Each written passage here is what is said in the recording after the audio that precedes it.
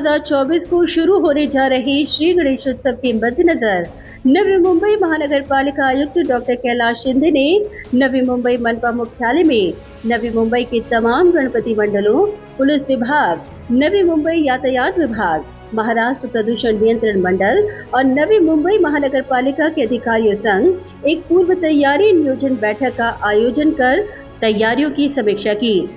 इस दौरान इस बैठक में पिछले वर्ष गणेशोत्सव मंडल के समक्ष आने वाली समस्याओं पर विस्तृत तौर पर चर्चा की गई। वहीं नवी मुंबई पुलिस विभाग और यातायात विभाग के अधिकारियों से उनके विभाग से जुड़ी तैयारियों का रिव्यू लिया गया।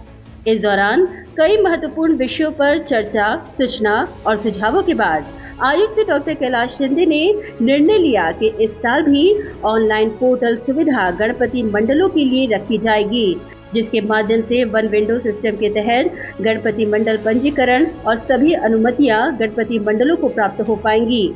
वहीं सर्व सुविधा युक्त कृत्रिम तालाब और सार्वजनिक तालाब में गणपति विसर्जन की सभी व्यवस्था चुस्त और दुरुस्त रखी जाएगी। नवी मुंबई महानगरपालिकेतर्फे सर्व गणेशोत्सव मंडळ, पोलीस विभाग, वाहतूक विभाग, महाराष्ट्र प्रदूषण नियंत्रण मंडळ आणि त्याच्याचबरोबर महानगरपालिकेचे सर्व विभाग जे आहेत, विभागाधिकारी आणि विशेषतः कार्यकारी अभियंता यांचे जे आहेत त्यांची आज एक संयुक्त बैठक आज घेतली।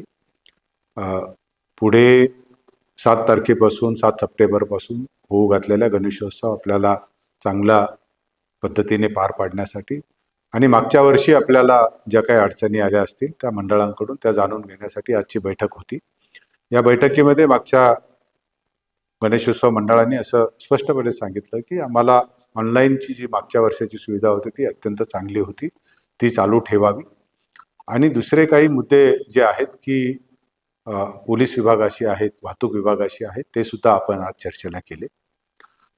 याच्यानंतर वाहतूक विभागाने आणि पोलीस विभागाने सुद्धा त्यांचे जे काही भावना आहेत त्या व्यक्त केल्या आणि अजून एक विचार याच्यामध्ये आला की आपण कृत्रिम तलाव मोठ्या प्रमाणात करतो, परंतु त्याला नागरिकांकडून हवा तेवढा प्रतिसाद मिळत नाही आणि पर्यावरणपूरक गणपती उत्सव आपल्याला ठेवायला पाहिजे ही एक भावना त्याचा जास्तीत जास्त आपण अंगीकार केला पाहिजे।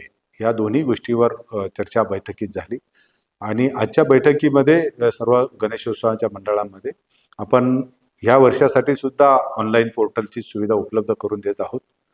त्याच्याबरोबर जे कृत्रिम तलाव आणि नैसर्गिक तलाव असतील ते सुद्धा आपण जिओ टॅग करणार आहे, त्यामुळे प्रत्येक नागरिकांना त्यांच्या जवळच्या कृत्रिम तलाव असेल किंवा नैसर्गिक तलाव असेल तिथे विसर्जनासाठी उपलब्ध होता होईल।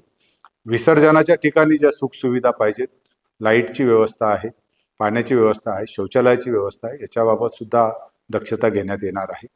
इस दौरान मनपा आयुक्त ने तमाम नवी मुंबईकरों को प्लास्टिक मुक्त गणेशोत्सव मनाने का आह्वान करते हुए पर्यावरण पूरक गणेशोत्सव मनाने की दिशा में सभी से अपील की ह्या वर्षी आपण पर्यावरणपूरक गणपती करत असताना मी सर्व मंडळांना असं आव्हान केलं आहे आणि आजही या मार्फत मी सर्व नागरिकांना आव्हान करतो की आपण प्लास्टिक मुक्त गणपती उत्सव, गणेश उत्सव साजरा करूया, असा संकल्प करूया। महानगरपालिकेच्या या आव्हानाला आपण निश्चितच प्रतिसाद द्याल अशी मला खात्री आहे, कारण आपण आतापर्यंत जेवढं सहकार्य केलं आणि ज्या पद्धतीने नवी मुंबई महानगरपालिका नेहमीच पर्यावरणपूरक आणि पर्यावरणाच्या बाबतीमध्ये संवेदनशीलता राहिली, तीच संवेदनशीलता आपल्या या गणेश उत्सवाच्या निमित्ताने पुन्हा दाखवली जाईल। मला खात्री आहे की या वर्षाचा जो गणेशोत्सव होऊ घातलेला गणेशोत्सव आहे हा निर्विघ्नपणे पार पडेल आणि सर्वांना माझ्या या निमित्ताने आगाऊ मी शुभेच्छा देतो आणि एक संकल्प आपण सर्व करूया की या वर्षीचा गणेशोत्सव जो आहे तो आपण पर्यावरणपूरक करण्याबरोबरच प्लास्टिक मुक्त गणपती उत्सव या करूया, एवढंच मैं निमित्ताने आह्वान करतो। बता दें कि गणेशोत्सव के दौरान बड़ी संख्या में श्रद्धालु कोंकण प्रस्थान करते हैं। ऐसे में उन यात्रियों के लिए भी महानगर पालिका द्वारा खास व्यवस्था की गई है। बहुतेक आपले कोकणात जाणारे जे बंधू आहेत, प्रवास करत असतात, त्यांच्यासाठी सुद्धा आपण काही ठिकाणी रिसिव्हिंग सेंटर सुरू करतो।